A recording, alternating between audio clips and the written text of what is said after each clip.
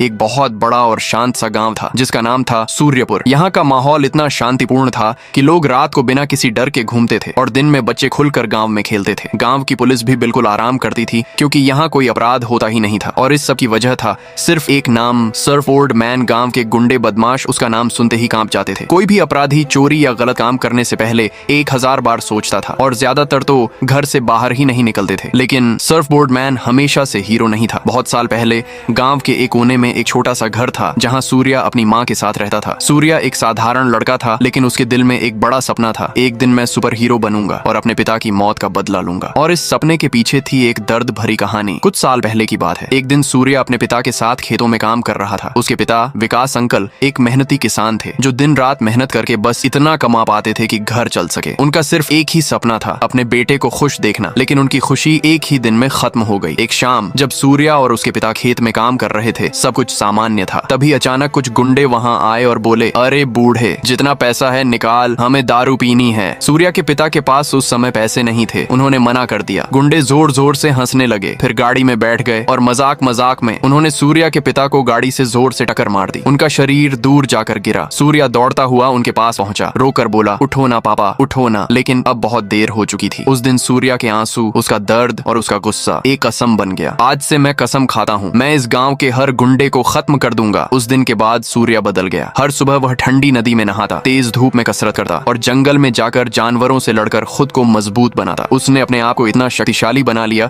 कि लोग उसे पहचान ही नहीं पाते थे। साल बीत गए और सूर्या एक जवान और बेहद ताकतवर लड़का बन गया। एक दिन जब सूर्या कसरत कर रहा था, अचानक उसके शरीर से तेज रोशनी निकलने लगी, हवा तेज चलने लगी, जमीन हिलने लगी और उस पल सूर्या बन गया सर्फबोर्ड मैन। अब उसके पास सुपर पावर थी, हवा में उड़ना, बिजली जैसी तेज दौड़ना और अब उसका एक ही मकसद था, गांव के सारे गुंडों को खत्म करना और अपने पिता की मौत का बदला लेना। फिर एक रात गांव के सारे गुंडे एक जगह इकट्ठा हुए थे। वो फिर से गांव में डर फैलाने का प्लान बना रहे थे। तभी आसमान से तेज रोशनी उनकी तरफ आती दिखी। सबने ऊपर देखा, वो और कोई नहीं, सर्फबोर्ड मैन था। एक तरफ बहुत सारे गुंडे और दूसरी तरफ अकेला सर्फबोर्ड मैन। गुंडे हंसकर बोले, तेरे बाप की तरह तुझे भी ऊपर पहुंचा देंगे। लेकिन सर्फबोर्ड मैन नहीं डरा। उसने गुस्से में कहा, तू क्या मुझे मारेगा कमीने? आज तेरा खेल खत्म। और फिर उसने एक एक करके सबको हरा दिया। जो बच गए उन्होंने कभी दोबारा अपराध न करने की कसम खा ली। अगले दिन गांव में फिर से शांति थी, लेकिन इस बार डर की वजह से नहीं, इंसाफ की वजह से। सूर्या अपनी माँ के पास वापस आया और आसमान की तरफ देखकर धीरे से बोला, पापा, मैंने बदला नहीं, आपका सपना पूरा किया है। और तब से सर्फबोर्ड मैन सिर्फ एक हीरो नहीं, गांव की उम्मीद बन गया। और उस दिन से जब भी कहीं चोरी या कोई समस्या होती, लोग डरते नहीं थे बल्कि मुस्कुरा देते थे, क्योंकि उन्हें पता था सर्फबोर्ड मैन आ चुका है और अब दुश्मन खत्म।